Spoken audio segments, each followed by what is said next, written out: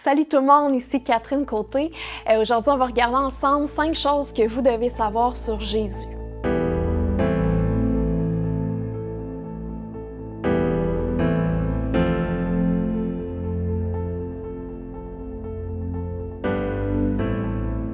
C'est incontestable que Jésus a marqué l'histoire. Plus de 2000 ans après sa courte vie de 33 ans, notre calendrier est basé sur sa naissance et encore des millions de personnes à travers le monde qui le suivent. Peut-être que vous le connaissez pour ses enseignements célèbres comme « Aimez-vous les uns les autres » ou « Faites pour les autres ce que vous voudriez qu'ils fassent pour vous ». Ou peut-être encore que son nom vous est familier parce que dans le temps de Noël, on le mentionne souvent comme le petit Jésus. Mais qui est réellement Jésus et pourquoi son impact est aussi considérable? C'est ça qu'on va voir ensemble. La première chose que vous devez savoir, c'est que Jésus est Dieu. Donc le Dieu de l'univers, le seul et unique Dieu, a pris la forme humaine pour se rendre accessible pour nous. Ça veut dire que l'Esprit de Dieu est descendu sur une jeune fille vierge, Marie, et elle est devenue enceinte. Donc, dès sa conception, Jésus était totalement divin. Il est le Fils de Dieu. Jésus l'a lui-même affirmé en disant « Moi et le Père, nous sommes un ». Ça, c'est dans Jean 10, 30. Jésus a aussi dit « Avant qu'Abraham soit né, je suis ». Mais on sait d'après la Bible qu'Abraham a vécu plusieurs siècles avant Jésus, qu'au moment de cette déclaration-là, Jésus était juste au début de la trentaine. Donc, ce qu'il était en train d'affirmer, c'est qu'il existait bien avant sa venue sur terre, puis qu'il était en fait le Dieu éternel.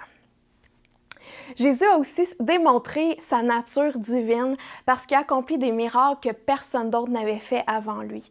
Par exemple, il a redonné la vue à un aveugle-né, il a marché sur l'eau, il a calmé la tempête et il a ressuscité des morts. Jésus a aussi vécu une vie parfaite, dépourvue de mal. Dans la Bible, ça dit « Il n'a commis aucun péché, aucune parole de ruse n'est jamais sortie de sa bouche. » Quand on l'a insulté, il n'a pas répondu par l'insulte. Quand on l'a fait souffrir, il n'a menacé personne, mais il s'en est remis à Dieu qui juge avec justice. Ça, c'est dans 1 Pierre 2, 22-23. Bref, Jésus était irréprochable et même quand les autres lui ont fait du mal, il a réagi avec bonté. La deuxième chose que vous devez savoir, c'est que Jésus est humain. Donc, même si Jésus était pleinement Dieu, il était aussi pleinement humain. Il s'est rendu vulnérable au point de devenir un bébé dépendant de sa mère. Puis comme nous, il a dû apprendre à manger, à marcher, à parler. Il a connu la faim, la soif, la fatigue, la douleur, mais aussi la solitude, le rejet, l'abandon et la souffrance. Il a vécu toutes sortes d'émotions. Il a pleuré lors du décès de son ami Lazare. Il s'est mis en colère quand il a vu que le temple de Dieu était rempli de marchands qui ne pensaient qu'à leur profit. Il a célébré lors d'un mariage où il a changé l'eau en vin. Puis il a connu l'amitié de ses disciples les plus proches de lui. Donc Jésus a vécu l'expérience humaine avec toutes ses luttes, ses joies et ses peines. À cause de ça, Jésus n'est pas insensible à ce qu'on vit. Il a vécu des épreuves semblables aux nôtres, il a vécu des tentations comme les nôtres, à la différence qu'il n'a jamais succombé au mal. Il a toujours choisi de faire le bien. Il y a un verset qui dit qu'il compatit à nos faiblesses, dans Hébreux 4,15. Il peut nous comprendre parce qu'il s'est littéralement mis à notre place.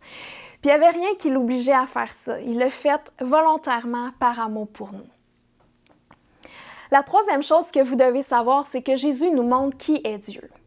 Quand on pense au Dieu infini, au-dessus de toute chose, qui a créé la terre et tout ça, on peut facilement se sentir dépassé.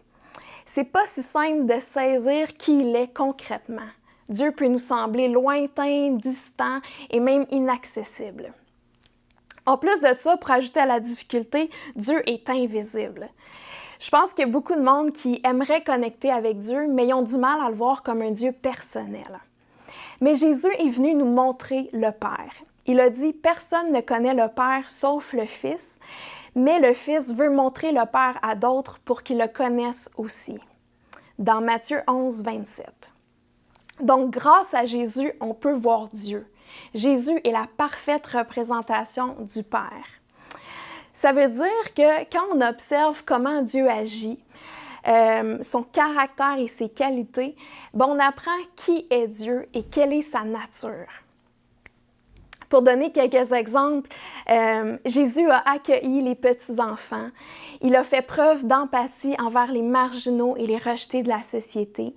Il a guéri les malades, puis il a toujours montré qu'il accordait de l'importance à l'individu, peu importe son sexe, son statut social ou sa nationalité. Donc, on apprend par là que Dieu est un Dieu personnel, qui est plein de compassion et d'amour.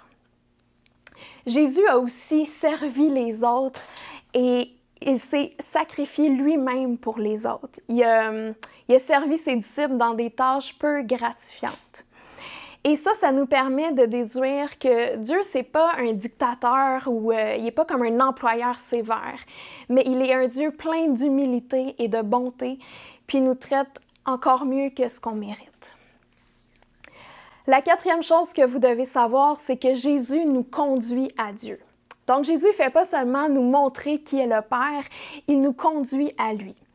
Si, par exemple, je voulais rencontrer le président d'un pays, je ne pourrais pas juste me présenter devant sa porte en espérant qu'il me reçoive. Mais si je connais une personne qui est bien positionnée, qui le connaît bien, cette personne-là peut me mettre en contact avec lui et m'introduire. Et Dieu voulait connecter avec nous, puis il a désigné Jésus comme intermédiaire pour nous conduire à lui. Dans le fond, il nous a simplifié la vie. On n'a pas besoin de faire appel à plein de guides différents. On n'a pas besoin d'essayer plein d'avenues en espérant de se rendre un jour à Dieu. Jésus, c'est le seul qui nous conduit jusqu'à Dieu. Il a lui-même affirmé « Personne ne va au Père sans passer par moi » dans Jean 14, 6. Ça ne pourrait pas être plus clair que ça. Puis Jésus ne nous donne pas seulement le privilège de parler à Dieu pour quelques instants. Il nous donne accès à une relation personnelle et continuelle avec Dieu. La cinquième chose que vous devez savoir, c'est que Jésus est le Sauveur. Pour que cette relation privilégiée avec Dieu soit possible, Jésus devait s'attaquer aux problèmes qui nous séparaient de Dieu, c'est-à-dire le mal qui est en nous et qu'on a fait. La nature humaine est corrompue depuis que les premiers humains se sont rebellés contre Dieu et qui ont refusé de l'écouter.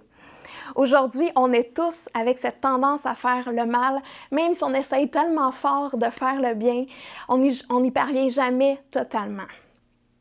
Donc, le mal en nous, c'est une offense au Dieu pur et parfait qui nous a créés. Et la conséquence qui en découle, c'est rien de moins que la séparation spirituelle et éternelle avec Dieu. Si l'histoire s'arrêtait là, notre sort serait vraiment terrible. Mais Dieu, dans son amour, il a pourvu à une solution. Il a envoyé Jésus pour qu'il meure à notre place.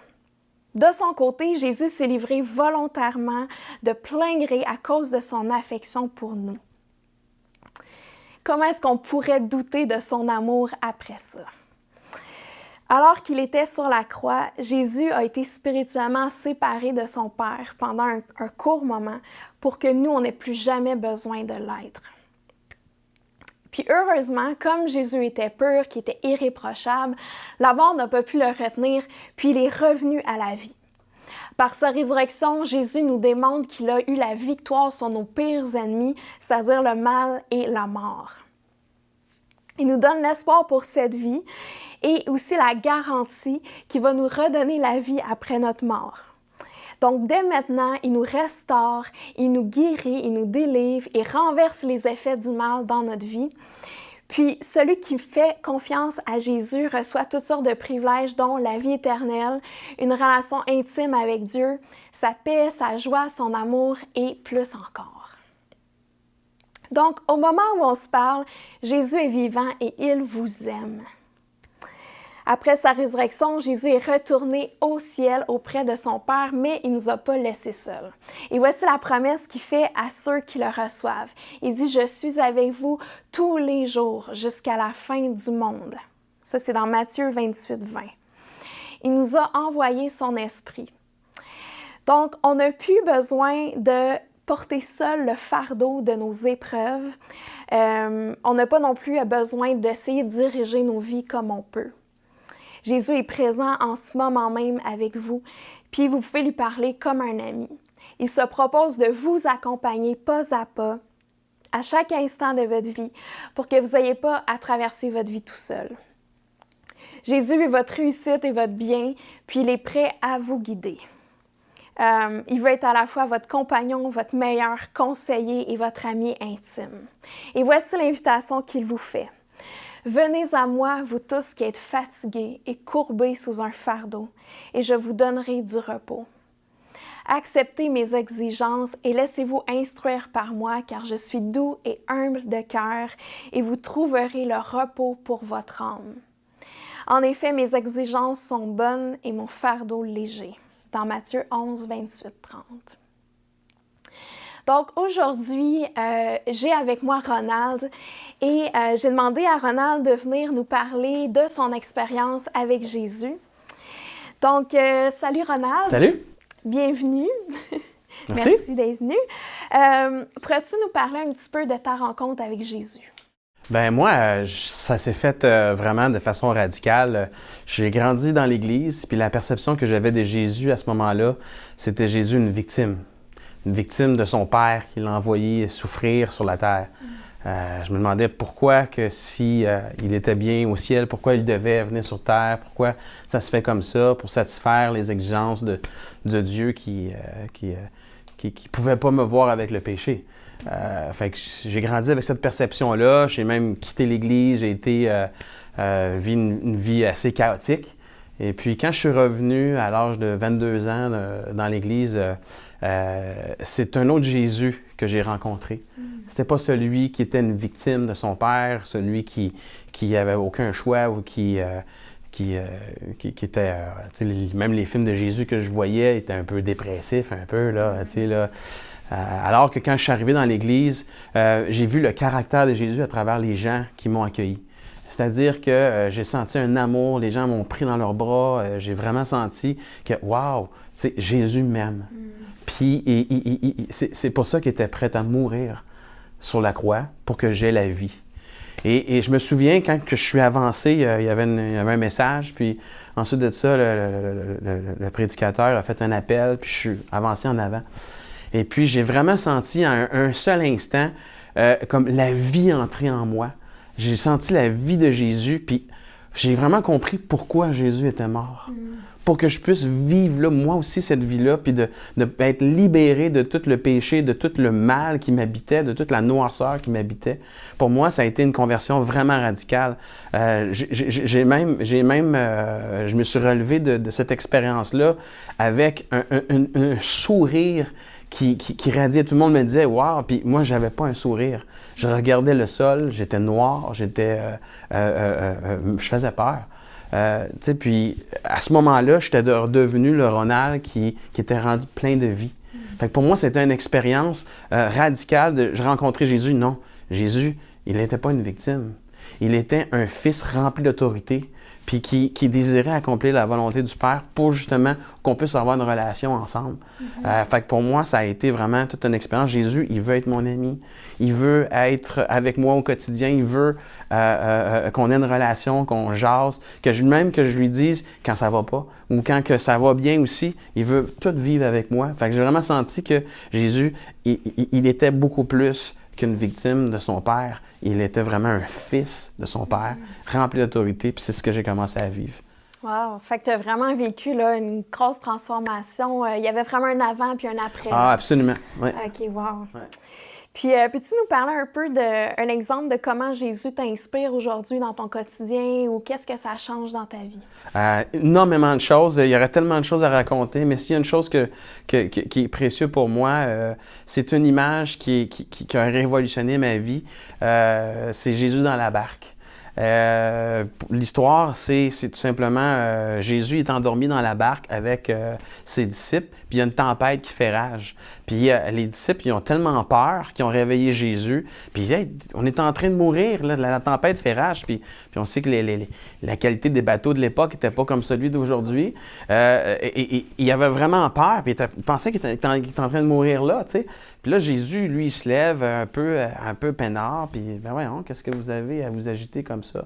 Puis ensuite de ça, il se tourne vers la tempête, puis il a calmé la tempête juste en l'ordonnant. T'sais, puis moi, ça m'a révolutionné ma vie, cette histoire-là, parce que moi, je suis un directeur général d'un organisme. Je suis aussi en charge dans cette église. Puis, vivre des situations tumultueuses, ça fait partie de mon quotidien. Et il y a beaucoup de tempêtes qui se lèvent. Et puis, moi, quand je me mets à repenser à cette histoire-là, Jésus, il était un fils.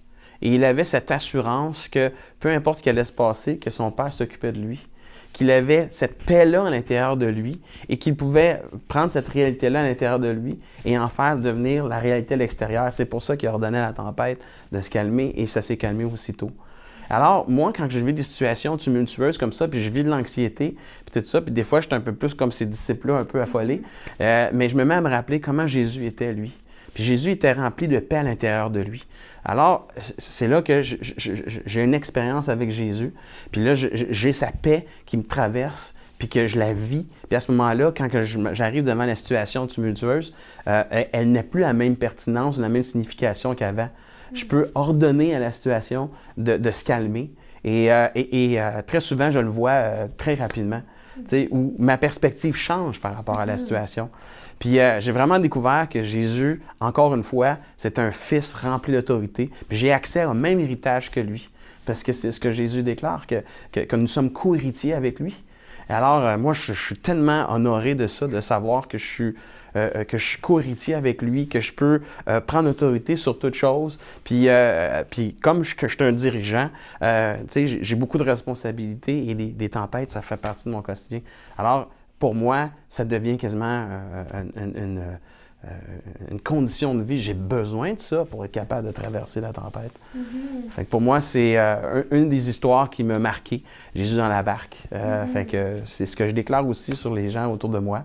Quand les situations sont tumultueuses ou qui vivent des situations d'anxiété et tout ça, mais je déclare la paix dans son cœur parce que je sais qu'une fois que tu as cette réalité à l'intérieur de toi, ça devient la réalité à l'extérieur. Super. Bien, merci, Ronald, de nous partager ça. C'est vraiment bon. Puis, Jésus veut vraiment vous donner ça aussi, cette paix, cette autorité dans votre vie, mais aussi son amitié. Puis, il veut vraiment venir transformer votre vie comme il a transformé la vie de Ronald. Donc, en terminant, je vais prier pour vous. Jésus, je veux te demander de venir rencontrer chaque personne qui nous regarde en ce moment. Je te demande que tu deviennes réel à leurs yeux, que tu viennes leur faire sentir ton amour, ta présence, que tu leur montres que tu es vivant. Je prie que tu viennes peut-être corriger une vision fautive qu'il y avait de toi, puis que tu viennes leur montrer qui tu es réellement. Et je te demande que, alors que peut-être qu'il y en a qui vont commencer à te prier, à vouloir te parler, à vouloir chercher à te connaître, je te demande que tu viennes te révéler, que tu viennes répondre à leurs prières, que tu viennes intervenir dans leur vie, puis que ce soit le début d'une grande aventure avec toi. Amen. Donc voilà, c'est tout pour aujourd'hui. Je vous encourage à regarder les autres vidéos de la même série, puis à nous suivre sur notre chaîne YouTube, commenter, liker, puis on se voit une prochaine fois. Bye bye! Au revoir!